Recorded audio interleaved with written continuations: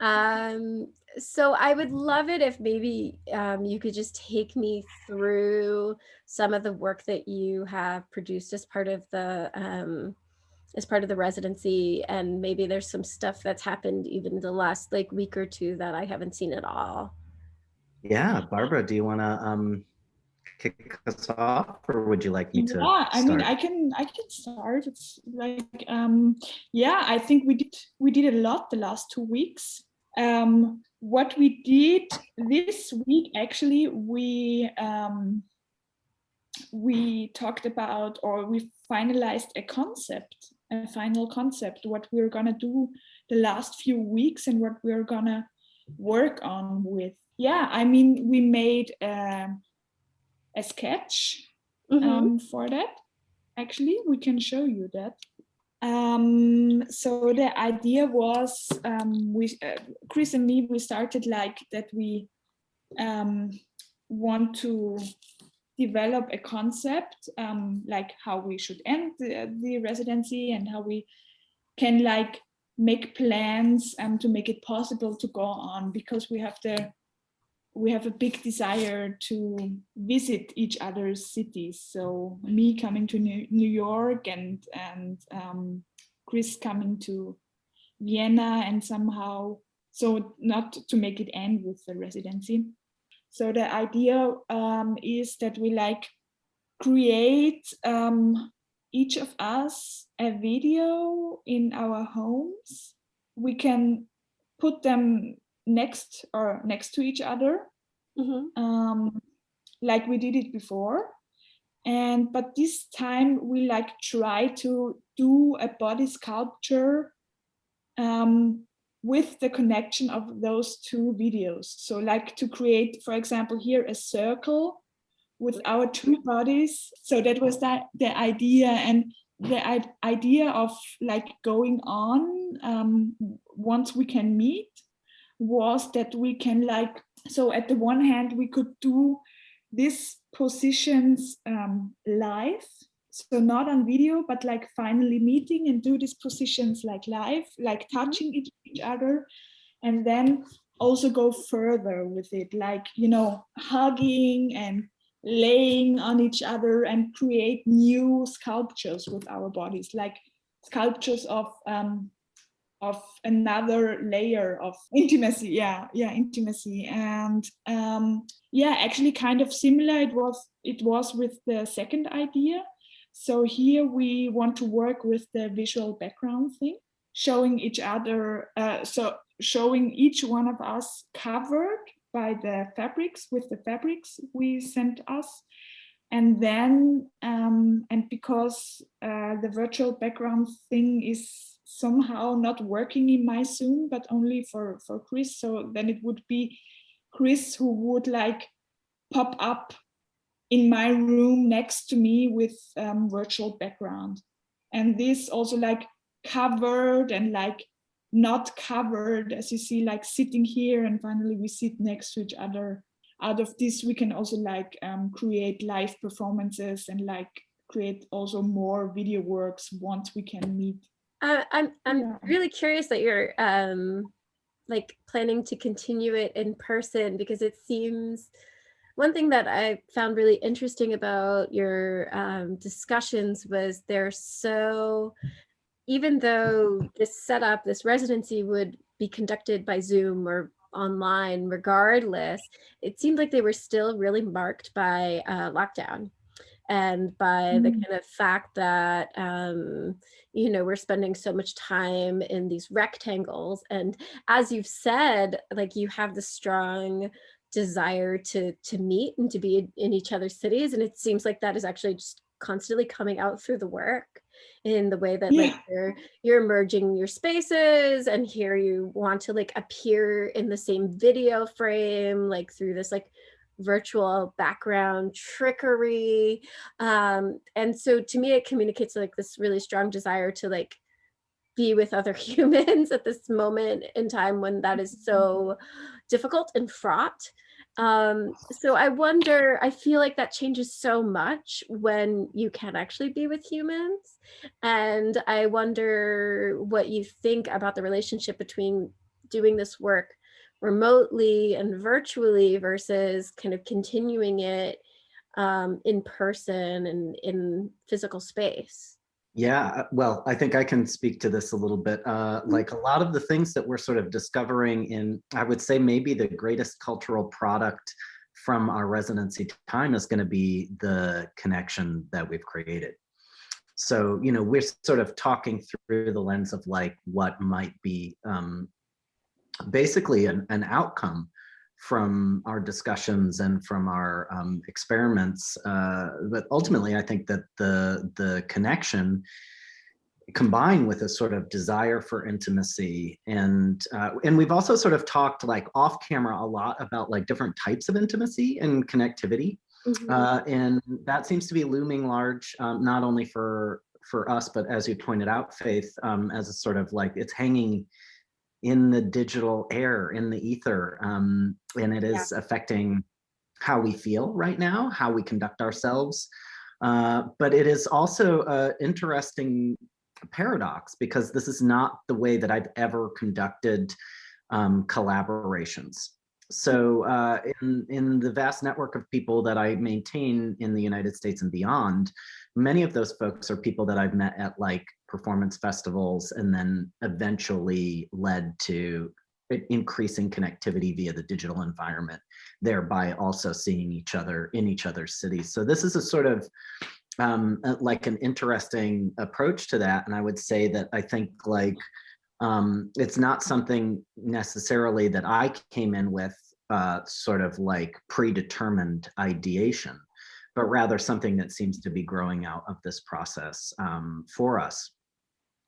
And that the like the way, I think, you know, you've watched the videos that we've been making in the little sketches. It's like I think that we keep trying to put ourselves together, trying to touch. So in essence, it's sort of interesting to think about like the arc of that.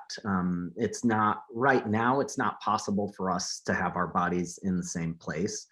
But I feel like some of what Barbara's even describing in these sketches come from us sort of building a lexicon of gesture, intimate gestures, that sort of relate to these experiences of the domestic, and that have grown out of like just sort of accidental discoveries about like colors or shapes or patterns that repeat for each of us in our daily lives, and therefore sort of feel almost as a conduit between our domestic spaces to one another. So it's sort of like a new, I feel like there's a sort of digital intimacy sensation that's growing out of this, and probably, you know, partially dictated by the fact that we are interacting in this digital environment using these digital tools. You know, it seems like Undercurrent is noticing that a lot of the possible outcomes here might be sort of video or sound pieces. I mean, those are the two sort of main elements that we're exchanging right now, is like this sort of digitized movement to one another, and then the sounds of our voices. So Barbara and I are also thinking about elements like audio elements. And so we've talked a little bit about, and we've sort of played around with sound, and in combination with these kind of the sort of gestural lexicon that we're building. Right. But yeah, I mean, I think that the arc of our working together, probably the greatest cultural output from this digital residencies is going to be intimacy. So I think that the thing you might be picking up on, Faith, and I feel like the thing that you're pointing towards is like an arc of increased intimacy, and the possibility of like tactility. And also, like as Barbara has pointed out, I don't think either one of us has like the deep desire to ditch this digital aspect of our getting to know one another either. I actually think that as we continue to have maybe increased access to each other in tangible space and consensus reality, I don't think that we're going to lose these elements. Like, I believe that those are tethers, perhaps because this is the genesis of our initial interactions and our building intimacy with one another. I do think that it's going to be, these digital aspects are probably spaces that will play back and forth between Yeah. What's really interesting about this work, at least at this moment, and it's so hard to talk about touching in person because when's the last time, you know, we did that with anyone outside of our household.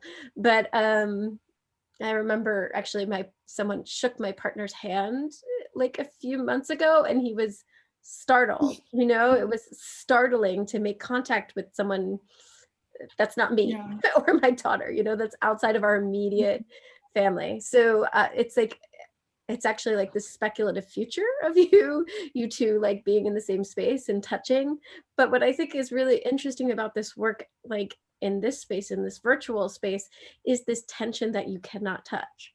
Right? It's like almost like, you know, two faces on a vase that are about to kiss but never actually can, right? Like it's just you're trying to you know, you're asymptotically like approaching touch and you're never ever going to get there. And to me, I think that's so interesting, all the different ways that you two are generating intimacy and generating spaces and generating connection. Right now, it can't ever really come to fruition. Like you can't hug each other, you can't touch each other, you can't perform in the same space. It feels a little bit like that's the engine that's making this go a little bit right now. And so I feel like almost there's like some sort of magic that could be lost actually if you would be in the same space. I mean, maybe personally it would be very satisfying, but I'm concerned about it for the work, although keeping it in the virtual space, even while you two are occupying the same physical space, to me is kind of there's something interesting there. It's like you can't let go of this your origin story, as it were. Yeah, and I think that the tension that you're talking about, Faith, is I think that is a fruitful endeavor. These questions about what is, and I think actually what we're asking is like, what are the foundations of intimacy? And you know, we have lots of different frameworks and scaffolds for understanding romantic intimacy. We have like professional boundaries that we understand that usually collaboration happens. You know, we sort of have like professional practice stuff that tells us about how to navigate and how to interact. But many of those things are irrelevant in this process and in this time period. And so it's really curious to think about this not necessarily as a temporary halt to like tangible activity, but rather a conduit to imagine different types of intimacy and what constitutes intimacy. Yeah, I think that never arriving is a very sort of like queer phenomenology that I am super into as well. That kind of suspended, you know, gratification. And in this way, I'm thinking about gratification as seeing intimacy represented in a way that makes sense with the reality that was in prior times. Right.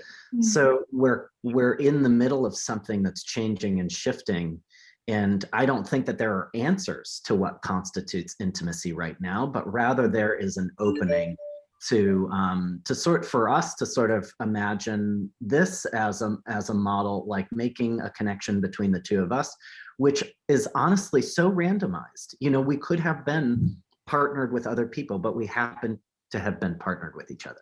In this kind of imagined futurity, the possibility of like actually physically touching isn't going to be like actually physically touching was in the past. What came to my mind also, like in thinking of intimacy, it was like that we, like as Kris said before, we were like talking off the recordings. When we were not recordings, we were talking.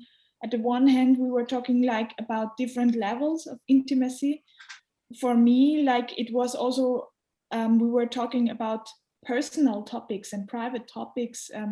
At a certain point, I felt like that we were getting like pretty close and pretty like reaching a level of intimacy, which we actually didn't show or don't show in the recordings. And like what I feel we developed is like an intimacy of in an emotional level. Yeah, I think to go just back a little bit to what Kris said about you two kind of being partnered by chance, you're not only partnered with each other, but you're partnered with this interface, which is really playing, I think, such an important role in the work that you're producing. It seems to me that you're developing a connection to each other, but you're also developing a connection to this interface of video, to to this relationship as a kind of with Zoom as its conduit. So even when you meet in person, then there's this like third party that you kind of want to bring along, right? Which is this Zoom interface and the kind of potentials of it. I thought it was also really interesting what you said, Kris, about the kind of strictly delineated space as well as the porous space, because just from my own experiences with Zoom and like teaching through Zoom and doing talks through Zoom and living life through Zoom is these kinds of these rectangles, which actually I'm also a circle person. Not to like totally like I don't know, glom on to what you all have been talking about, but I also, that's like a motif that I use in my work as well. So I feel like there's something, I don't know, oppressive about everything happening in this rectangle, and the kind of tests that you produced of like sharing your domestic space where they're kind of like seeping into one another and holes are opening up. And it really, for me as like not a person who occupies either of these spaces, and like I don't know them really well except as your Zoom backgrounds. Like I really lost lost my grounding. I was like, oh, I don't know whose that is, that lamp or that, the couch is actually very iconic. I could hold onto your couch really clearly, but everything else I was kind of like, oh, are those Barbara's plants or maybe not? Or, so that to me was like really interesting, the way that it kind of bled in and out of the two different spaces, and also really specifically like its problems of rendering. I'm wondering, has this kind of experience of lockdown changed how you feel about domesticity? Like, do you, in your past work, I looked a little bit at your past work, but just the kind of domestic space plays such a big role in your thinking, and like, has it maybe shifted in this time? I mean, certainly, I think that presenting ourselves publicly in our domestic spaces is for a majority of us new, and you can see that's not something I've really embraced completely. Yeah, I mean, this is, I feel in particular, some of the work that we started out sharing, Barbara's work, was stepping back and forth between not necessarily domestic, which I guess for me sort of conjures interiority, like inside of our spaces, this domestic. But Barbara, I wonder if you could speak a little bit about, just before this period of pandemic, you had completed and were working on a piece that sort of took place in some very specific sites, one of which is your family's farm. Yeah, exactly. Like I did a work where I recorded 10 videos, which like altogether take like 1 hour, 10 minutes, so pretty long. We recorded it at my parents' place at the farm. So, and there was like, I don't know, we were a team of, I think 6 people or something like that. So, and my team and me, we were like 5 days, like using and working the farm, like actually my home place or the place of my parents. And actually the work was also about like my growing up at a farm and like so my experiences with that. So it was like a really, really personal and intimate work in general, but then also like especially the recording at home or at my parents' home, like in the place where I grew up, was like really not the easiest process for me, to be honest. I mean, I decided it for myself, of course, but it was, the one hand was like showing the space in the videos, like making it possible to see for everybody. But the other hand was also like dealing with my team about the topics of growing up at the farm. So like letting them completely in my past, you know, and like talking about what was going on there and what happened there, and like yeah, also for the work, of course, because the work also wants to show what happened there or what's going on there. I think every kind of work has like, I don't know, any triggers in it, because otherwise you wouldn't do it. I mean, yeah. So there is something that is like really, yeah, a point where you need to jump over it and need to jump in and like to confront yourself with it and like to work and develop it, and like so it was like really personal and private, actually. There's a certain kind of displacement, like it seems maybe even in your own like current homes, and like how does that affect kind of like allowing each other into your homes in the way that you have been, or even being stuck here all the time? We've also talked about, Barbara and I have talked a lot about kind of code switching between urban and rural. And that there are some ways in which I feel incredibly lucky, profoundly lucky, to be in a place with very few people and lots of natural resources. And there are ways in which, because I am geographically located in a more rural place right now, the vaccine rollout and even the testing last year, early testing situation was a complete and utter disaster. Like we did not have the resources that were available in Brooklyn. The access is really dictated by people per capita. Density, yeah. Yeah, so there are ways in which I think that those things, you know, naturally, I think that they are affecting me in a major way, because I am kind of, you know, experiencing those sort of moments of feeling displaced, of feeling like, am I at home in the space where I am? Am I at home in this, you know, in this configuration, this digital space? Am I at home with myself and my body? So I think that's been really interesting for us to talk about too, you know, sort of like the comfort and discomfort of what those geographic locations can offer, like what type of resources, what kind of things we kind of can create within that, like community building. We've talked, you know, I'm living alone. Barbara has roommates and flatmates. So it's like we're thinking about commune, you know, like how are we attached to and supported by the live bodies around us? How are we sort of satellites or experiencing isolation?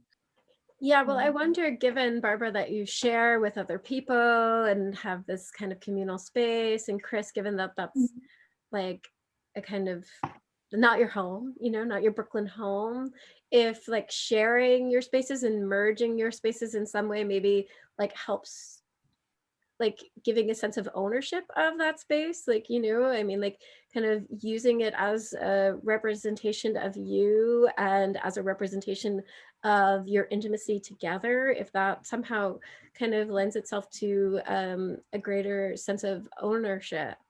When we put these environments together, even in those little video sketches that we're playing around with, it's as if, like, I think when I was making my little introduction video, I was like, yeah, like what's going on here? Like I'm in my house, like what are the patterns? Like, walking around and like, being with the plants and like, it's maybe like one of my greatest achievements of the past year is like, I have grown these plants from these tiny little things that somebody sent me in the mail.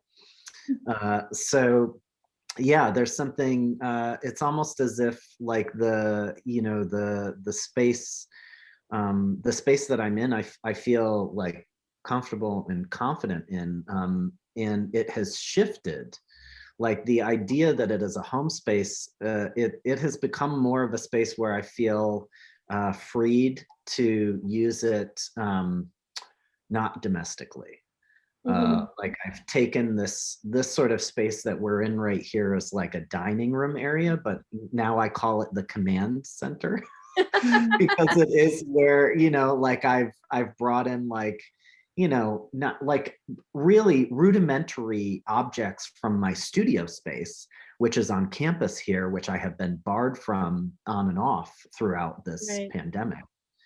So just to start to shift that bifurcation about like, there are working spaces and there are home spaces. The home space is to make me feel comfortable and confident as an individual. The studio space is the space where I go to play and imagine and do repetitive tasking. And those things have become conflated. And I don't feel mad about that. Like, I actually feel like one of the things that is sort of becoming like when we're using these little sketches, sort of like, yeah, this is all raw material. It unhinges us from that idea that there's a private. I mean, it does, it really does feel exposing. I mean, if I like start class and for some reason my background's not on, it feels like, oh my God, my students are in my bedroom. It really feels jarring. And I have this as like a little virtual shield, or, a variety of them as virtual shields. Barbara, I'm curious to kind of hear your take on it, like how you use your space, how it's changed. Yeah, I mean, what I can say to this, that it's also the other way around. So not only like sharing private spaces with, I don't know, with whomever you are assuming, but also like, I mean, for example, in my flat with my flatmates, since I'm working at home that much, they know everything I'm doing, like, and we are like constantly talking about it. So they actually, since I have this residency, they know, oh, okay, it's Friday night, Barbara is going to Zoom with New York. So it's like, so, and they are like, yes, you are gonna Zoom. Yeah, they call it like this, you are Zooming with New York. And it's like, so it's kind of a thing, and it's like, so it's like also the working space and working topics coming into the private. So it sounds kind of productive for you, but maybe also there are really even fewer divisions. Like there's even less privacy. Your private space is being broadcast online, and then maybe the divisions you might have like among your roommates, like those are also kind of dissolving as you need to kind of occupy different spaces in order to work. And do you feel that affects the way that you are kind of using the space here with Kris? Actually, to be honest, I can't really say how it would be different if the pandemic would not be there, or if I don't need to do it at home, if I can do it like at the university or something like that. So actually I can't really say something about that because I don't know, because it's actually already 1 year I'm working like that, and like working a lot. It's become normal. Yeah, it became normal. Yes. Yeah, but that's why also the last few days when I was in Prague alone were like really interesting for me, because then I saw, okay, working alone also works pretty well for me.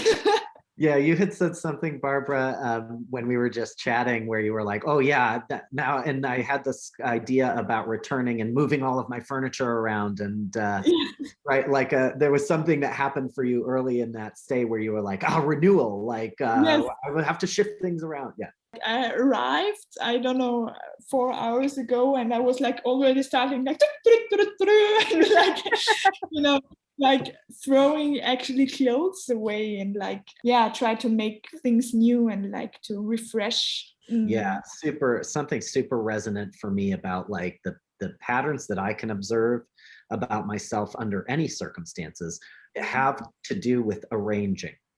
Like Mm. it doesn't matter where I am or what objects are around me. I find myself arranging and rearranging them. Like sometimes it's like what, maybe it's a desire to like have a like tactile interaction. Even arranging, like we've talked about scheduling and sort of like times of day and the way in which like you might bring the kitchen blender in to do your morning things into your bathroom or bedroom so that it's quiet for your roommate, like Yeah. there is that too, those organizing principles. And for me, that I'm not dealing with that. I just only have my feline life partner here, and he's a very 20 hours a day sleeper. But I find myself doing it nonetheless, rearranging, being creative about like, or like there are things that I feel like I'm learning about, like letting go, like not tidying. Yeah, I mean, to that point, this idea of refreshing, it strikes me that you already did this by trading fabrics. That this is going to be this new big thing that's going to be colorful and patterned in your lives, and you're going to spend time with that object and put that object to work. That is its own kind of refresh. Yeah, and in particular, I think the way that Barbara has come up with this idea about cloak and cover, like cover and uncover, to me that just read like such a strong gesture. And I immediately had the impulse to feel that, I mean, you saw it in the video sketches. Like then I took something that I had and put it over myself, and then I spun around, like tried to put Barbara's video as my background in order to conflate those spaces, in order to feel that feeling, those tangible, those moments of like reveal or conceal. Right. I wonder if that's almost like also kind of becoming part of the space. You almost have this kind of furniture like quality when you're like this hump, a hump of fabric. You almost become kind of like a piece of furniture that can conceal you, but also kind of transform you into this object. Yeah, that glitches in and out. Faith, you were talking sort of before about that little aspect, that there are moments where it kind of fails that's super productive. Yeah. And we end up talking about that, Barbara and I, back and forth about like when things appear disappear, or like almost become like green screened because of the conflation of the layers. Yeah, I think that's kind of one of the fun aspects of Zoom, is like the bad green screening, the quick and bad green screening. I did have another kind of totally different question about the process that you two have developed, that I found really interesting. Was you kind of came up with assignments for yourselves, and I was just wondering, is that like a way that you work in general? Is that something that was generated like out of this residency? But I found that to be kind of remarkable. Like, okay, this week, like we're gonna, make something with pink circles. But the fact that there were kind of like these like assignments that you both had to fulfill, and then you almost like share your homework. Maybe I'm overreading this, but it did feel that way, that there was these kind of productive constraints that you put on each other to make the work. At least for me, for myself, in my personal work, I really enjoy to schedule my work and to make lists. Personally, it gives me a lot of freedom, because I know, okay, when I did what I want to do today, then I'm free. I'm just free. I don't need to do anymore like what I did. And it gives me a lot of freedom and free space, and also space for improvisations later. So not the feeling of I need to do more, but now I have time for other processes. And I think when we like are doing those assignments, it's not only to keep the process going on, but also like to find a way of how we can both work, how we can go on with the process, but still like work together on it. Barbara and I have never had a direct discussion about how we organize our time. Yeah. Making lists. This is something brand new that I'm learning. I have this similar feeling to Barbara in that it's the scaffold that it allows me freedom. So some structure is really helpful for me. That's just my learning and working methodology, is to have some type of structure. And those things I find very comforting and very soothing. I also think that it relates to other underlying practices that we have talked about directly, about repetition and catharsis. So in fact, it just like grew up out of, you watch it grow up out of our interactions. Yeah. We're meeting, we're watching little things, and we're like, okay, so next week, okay, what do we see in this? Like like we just like are like, okay, so next week we'll try this thing. And it's almost like a TV show, like, and next week you'll see you know, coming up. And then I do. So it's great. It's so interesting though that you both feel like it's like this de facto, I mean, I guess it is just like this very similar mindset, because I can think of some other ways of working with a collaborator, but it seemed like that was just kind of the natural way that it progressed for you without, I mean, there is no discussion really of like how the collaboration will work that appears in the videos. Like, you don't seem to really like work on what the dynamic will be. It just kind of makes sense to you. It just kind of naturally happens. I like that one of the kind of products, it seems, of the residency, as you're thinking of it, is like this relationship and this friendship that you have developed, and like maybe that is even like a kind of work that you are making through this process. When we started to talk about and share each other's work with one another, like in those early meetings, you know, the some of the things that just became really obvious were like labor, repetition, craft. So those things kind of have different, they look different for both of us as individual artists. Like, I feel like what we're doing is sort of approaching this like, you know, with openness, as an invitation to like find out things both about ourselves and one another. I think my ride just arrived. So I should probably get going, but this was so much fun. Thank you so much for, you know, sharing practice with me, and you know, the work that you've been doing. It's really it's so lovely, and it's nice to get to talk to you about it. And I look forward to seeing what you do, where it goes from here. Yeah, well, if possible, let's be in touch and stay in touch about it. Please do. I feel like this is, I mean, this is a great time for us to continue the conversation. Yeah, I'd love to. Cool. Thank you so much.